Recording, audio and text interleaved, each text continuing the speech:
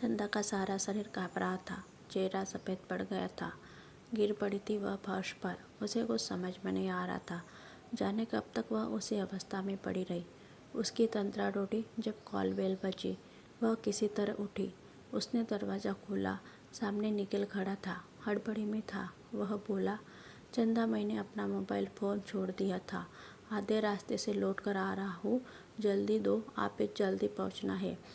उसने चंदा के चेहरे की ओर बिना देखे एक झटके में सब कुछ कह दिया। चंदा का शरीर जड़ हो गया था, फिर भी उसने अपने आप को सहज बनाते हुए चुपचाप मोबाइल निखिल के हाथों में पकड़ा दिया। निखिल चला गया था। चंदा टेरेस पर खड़ी निखिल को तब तक निहारती रही जब तक वह आंखों से ओझल नहीं हो गया। आज निखिल उसे अजनबी और बदला बदला सा क्यों लग रहा था। चंदा के ऑफिस में आज छुट्टी थी, इसी कारण वह आज घर में थी। छुट्टी शब्द ही अपने आप में एक खुशनुमा मौसम की तरह होता है। कल से ही उसने जाने कितनी योजना बना रखी थी। रात में सोते समय वह सोच रही थी, सुबह मैं निखिल के जाते ही सबसे पहले मैं पूरे घर को व्यवस्थित करूंगी। इधर इतनी व्यवस्था रही कि जाकर भी घर में समय नहीं दे पाई। फिर निखिल के पसंद की कोई डिश बनाऊंगी। शाम में निखिल के आने के बाद जब वह थोड़ी देर आराम कर लेगा तो उसे लेकर बीच पर जाऊंगे। आज शाम हम लोग समुंदर की लहरों के साथ बिताएंगे। वर्कलोड के कारण इधर हम लोगों ने आपस में ढंग से बातें भी नहीं की है। आज निखिल के साथ वो कसर भी पूरी कर लूँगी। चेहरे पर मुस्कान ले जाने कब चंदा गहरी नींद में चली गई, उसे पता भी नहीं चला। किंतु यह क्या, पास खड़ी नियति उसे देख व्यंग से हंस रही थी। आज भर चैन की नींद ले लो, कल से नहीं ले पाओगी। चंदा जब कॉलेज में थी उस समय निखिल उसके जीवन में आया था, और कब निखिल उसके पूरे अस्तित्व का हिस्सा बन गया उसे पता तक नहीं चला। स्वभाव से बिल्कुल सपाट, अंतर्मुखी और प्रेम प्यार जैसे शब्दों के प्रति बिल्कुल उदासीन सी चंदा ने निखिल को देखकर जाना कि किसी से प्रेम करना कितना खूबसूरत होता है। और जिस दिन चंदा ने अपने सारे दायरे तोड़कर निखिल के समक्ष विवाह का प्रस्ताव रखा तो निखिल सहज तैयार हो गया। किंतु यह आसान नहीं था। दोनों को ही इस विवाह को अंजाम देने के लिए परिवार को कितना समझाना पड़ा था। उन्हें राजी करने के लिए दोनों ने एड़ी चोटी लगा दी थी। इसके लिए संघर्ष करते हुए 4 साल बीत गए, तब जाकर उनकी तपस्या पूरी हुई। निखिल का चंदा के जीवन में आना मानो प्रेम के सागर में समा जाने जैसा ही था। विवाह के बाद विचित्र सी हो गई थी चंदा। एक पल भी निखिल से दूर रहना नहीं चाहती थी। निखिल के बाहों के घेरे ही उसकी पूरी दुनिया बन गई थी। किंतु मानव जीवन तो कठोर जीवन है। समय और परिस्थितियाँ हमेशा भावनाओं से अपने को बड़ा साबित करने में लगी रहती है। चंदा के प्रेम के बीच में बहुत सारी जिम्मेदारियों ने अपना स्थान बनाना शुरू कर दिया था। एक तरफ चंदा की घर गृहस्थी नौकरी थी, तो दूसरी तरफ पिता की जिंदगी थी। जीवन की अंतिम घड़ियां वह गिन रहे थे। चंदा ने अपने घर गृहस्थी, अपनी नौकरी और कुछ समय पिता के लिए निकालना, इन दिनों में सामंजस्य बैठाना शुरू कर दिया था। वह अपनी जिम्मेदारियों में पीछे नहीं रही। निखिल का प्रेम चंदा में जीवन के प्रति उमंग भरता जा रहा था। यह बात जरूर थी कि पहले की तरह निखिल और चंदा घंटों बातें नहीं किया करते थे। फिर भी छुट्टी के दिन एक दूसरे के लिए समय निकाल ही लेते थे। चंदा 3 जीवन एक साथ जी रही थी। पहला उसका ससुराल और दाम्पत्य जीवन, दूसरा उसकी नौकरी, और तीसरी इकलौती बेटी होने का फर्ज निभाना। पिता की लंबी बीमारी और उससे जूझती माँ के अकेलेपन को भी उसने बांटने की कोशिश की थी। इन सबके बीच निखिल का सहयोग और प्रेम उसे हमेशा ऊर्जा देता रहा, और वह इसके कारण ही अपनी हर जिम्मेदारियों में खरी उतरती चली गई। कहते हैं कि जब जीवन रूपी गाड़ी पटरी पर सही ढंग से चलती रहती है तो नियति को यह मंजूर ही नहीं होता कि मानव जीवन के हर क्षेत्र में सफलता कैसे पा सकता है। ऐसे में नियति कोई ना कोई पेच अवसर लगा ही देती है। उस दिन चंदा मायके से लौटी तो अपने घर में बहुत सारा उपहार और मिठाइयों का डब्बा देखकर चौंक पड़ी। यह कहाँ से आया? निखिल ने बताया कि भाभी जी ने भेजा है। चंदा की आंखों में हजारों सवाल देखकर निखिल ने उसे बाद में बताया, मेरे दोस्त की पत्नी है, बहुत पुराना दोस्त है। काफ़ी अरसे से हम लोग मिले नहीं थे। उस दिन अचानक उसका फ़ोन आया कि उसका ट्रांसफ़र इसी शहर में हो गया है।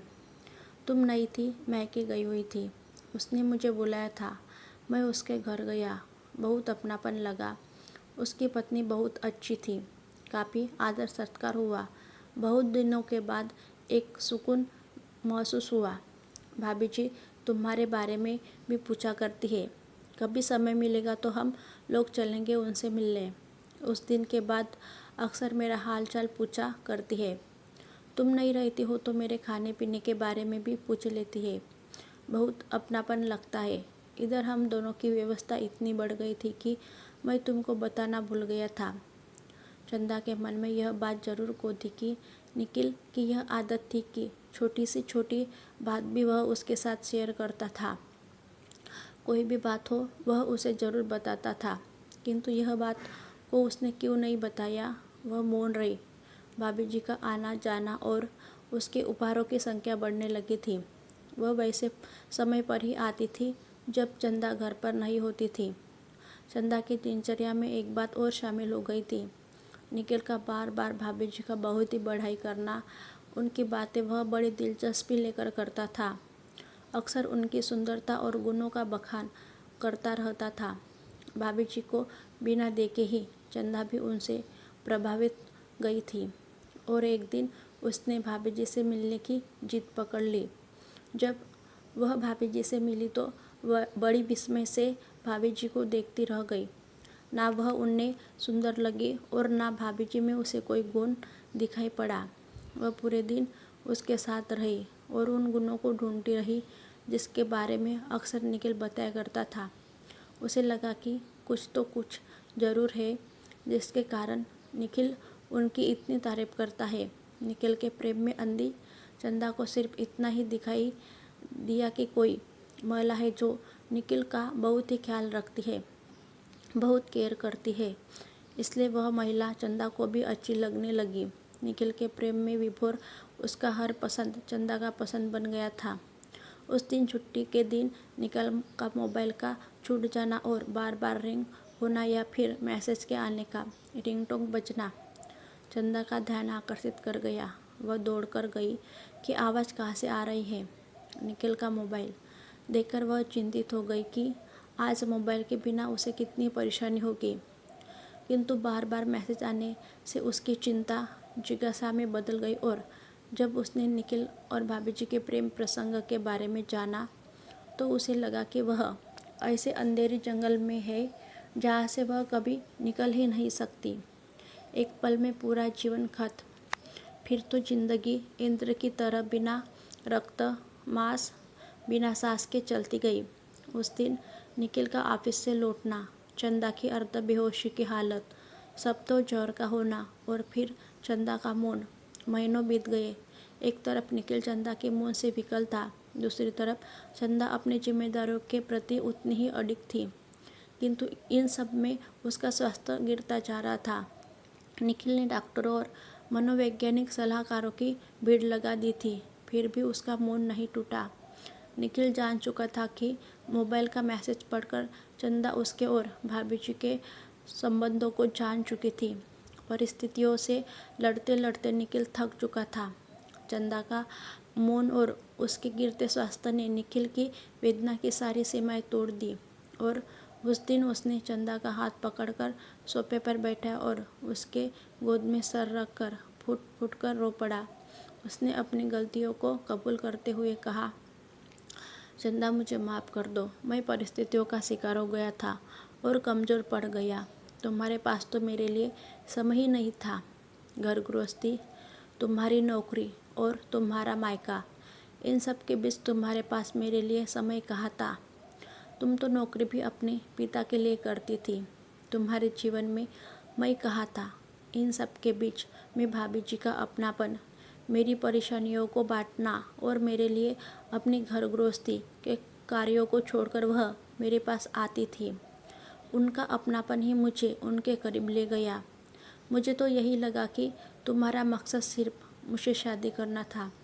शादी हो गया, तुम्हारा मकसद खत्म हो गया। फिर तुम अपनी दुनिया में रम गई।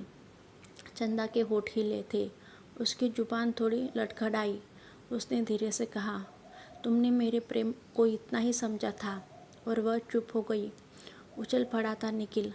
चंदा बोलो, जितना मुझे बोलना है बोलो। तुम्हारी चुप्पी ने मुझे पागल बना दिया है। निखिल के रुदन ने चंदा को बोलने पर विवश कर दिया। उसका मौन टूट गया। मेरी दुनिया तो तुम ही थे निखिल। तुम्हारे सहयोग और सानिध्य के बल पर ही मैं 3 नावों की पतवार बनी। मैंने कोई पाप नहीं किया है निखिल। यदि कोई बेटी अपने मायके या माता पिता को मानसिक आर्थिक सहयोग करती है तो क्या पतियों के लिए यह पाप का कार्य है? नहीं निखिल, यदि मरकर मैं भगवान के भी दरबार में जाऊंगी तो वहाँ भी मुझे सजा नहीं मिलेगी। और हम दोनों के बीच हमारा तुम्हारा कहाँ से आ गया? हम दोनों के सुख दुख एक दूसरे के हैं। तुम्हारे मन के भीतर इतना कुछ चल रहा था, किंतु तुम्हारे प्रेम और सहयोग के कारण मुझे तो इसका भान भी नहीं हुआ। कम से कम तुम तो खुलकर मुझसे कहते, पति पत्नी के बीच पारदर्शिता होनी चाहिए। अगर तुम्हारी नज़र में यह मेरी कमियां थी तो मुझे सही मार्गदर्शन तुमने क्यों नहीं दिया? मैंने अपने घर परिवार की जिम्मेदारियों से कभी मुंह नहीं मोड़ा, ना कभी तुम्हारे जीवन को अस्त व्यस्त बनाया। किंतु तुमने तो मेरी पूरी दुनिया ही छीन ली। एक बार खुलकर कहा तो होता, जिन पतवारों को मैंने पकड़ा था तुम्हारे लिए सारे फेंक देती। तुम तो मेरे कार्यों में सहयोग देते रहे, फिर मैं तुम्हारे मन का विरोध कैसे समझ पाती? और लंबे अरसे के बाद चंदा का रुदन उस दिन कमरे की दीवारों से टकरा रहा था। महीनों उसने जाने कितने आंसुओं को अपने हृदय में कैद कर लिया था। आज मानो हृदय से आंसुओं का एक एक बूंद निकल रहा था। निखिल बोल पड़ा, रो लो चंदा, जितना रोना है, क्योंकि यही तुम्हारे अंतिम आंसू होंगे। मेरे जीते जी इसके बाद अब कभी नहीं आएंगे। एक डरावना सपना समझकर पिछला सब कुछ भूल जाओ। मेरे जीवन में हमेशा से तुम थी, तुम हो और तुम ही रहोगी। पिछला सब कुछ सिर्फ कुछ पल का भ्रम था जो टूट गया। इन कुछ महीनों में तुम्हारी चुप्पी से मैं पल पल मरा हूँ। मैंने बस इतना ही जाना कि मेरी ज़िंदगी तो तुम ही हो। फिर कौन सी कृत्रिम जिंदगी ढूंढने में बाहर गया था। निखिल की बाहों के घेरे में जाने कब तक चंदा बैठी रही। घने बादल छट चुके थे। आसमान बिल्कुल स्वच्छ था।